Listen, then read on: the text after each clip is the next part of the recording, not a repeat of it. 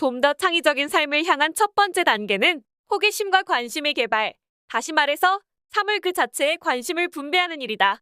이 점에서는 아이들이 어른들보다 유리하다. 아들의 호기심은 사정거리 안에 들어오는 모든 것을 끊임없이 공략한다. 대상이 흥미롭기만 하다면 반드시 유용하거나 매혹적이거나 귀중한 것이어야 할 필요는 없다.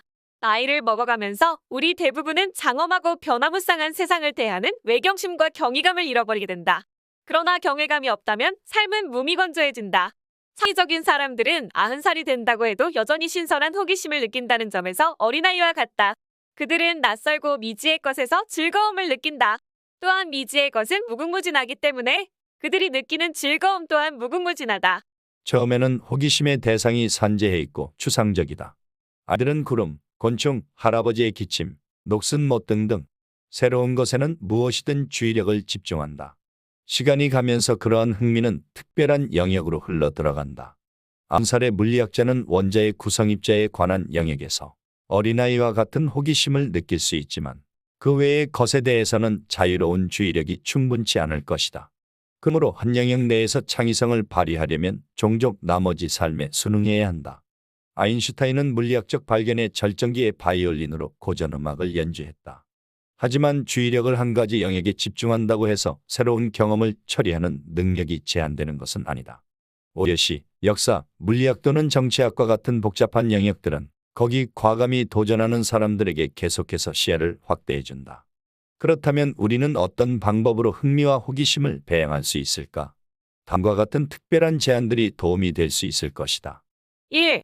매일 무언가의 놀라움을 느껴보도록 하자. 그 대상이 보이는 것, 들리는 것, 또는 읽는 것일 수 있다. 잠시 걸음을 멈추고 모퉁이에 주차해 있는 낯선 자동차를 바라보고 음식점 메뉴에서 새로운 종류를 맛보고 사무실에서 동료들이 하는 말에 귀를 기울여보자. 그것이 다른 자동차나 음식이나 대화와 어떻게 다른가? 그 본질은 무엇인가? 모든 것을 이미 다 알고 있다고 생각하지 말자. 아니면 알고 있다 하더라도 상관하지 말자.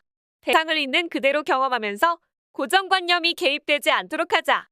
세상이 나에게 말해주는 것에 마음을 열자. 삶은 경험의 흐름이나 다름없다. 그 속에서 더 멀리 더 깊이 헤엄쳐갈수록 우리의 삶은 풍요로워진다. 2. 매일 적어도 한 사람을 놀라게 해보자.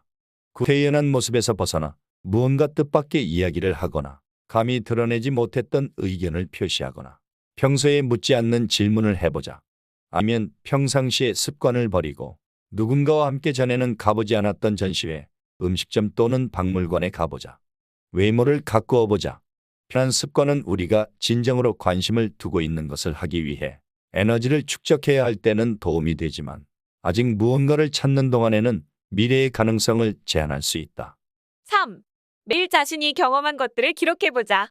대부분의 창의적인 사람들은 자신의 경험을 보다 구체적이고 지속적으로 만들기 위해 일기나 메모나 실험 기록을 쓴다. 아직 해보지 않았다면 특별한 과제를 정해서 시작해보자. 예를 들어 매일 저녁 그날에 경험했던 가장 놀라운 일과 자신이 남들에게 보여주었던 가장 놀라운 행동들을 기록한다. 이것은 충분히 쉽고 재미있기도 하다. 며칠 후에 자신이 쓴 것을 다시 읽어보면서 지난 경험을 되돌아볼 수 있다. 삶을 풍요롭게 하는 가장 분명한 방법 중에 하나는 가장 기억에 남고 재미있는 중요한 사건들이 몇 시간 후에 사라져 버리지 않도록 잡아두는 것이다. 그 경험들을 나중에 다시 되살려볼 수 있도록 기억해두자. 몇 주 후에는 그런 기록에서 좀 더 깊이 추구해 볼 만한 어떤 영역을 암시하는 흥미로운 유형을 발견하게 될지도 모른다. 4. 무언가에 흥미가 당길 때 그것을 따라가자.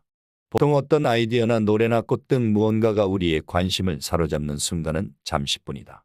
우리는 너무 바빠서 그 아이디어나 노래나 꽃에 대해 더 이상 생각해 볼 겨를이 없다. 아니면 자신과는 무관한 일이라고 느낀다. 무엇보다도 우리는 사상가나 가구나 식물학자가 아니기 때문에 그런 것에 대해 깊이 생각하는 것은 우리가 할 일이 아니라고 생각한다. 하지만 그렇지 않다. 이 세상은 우리의 것이며 여러 가지에 대해 두루 배우지 않으면 세상의 어느 부분이 우리 자신과 우리의 잠재력에 가장 적합한지 알 수 없다. 위의 4가지 제안을 어떻게 하면 가장 잘 실천할 수 있을지 생각해보고 실제로 실행에 옮겨보자. 그러면 우리의 익숙한 일상생활의 표면 아래서 움직이고 있는 가능성을 느끼게 될 것이다. 그러면 창의적 에너지와 어린 시절 이래로 감퇴되었던 호기심이 되살아날 것이다.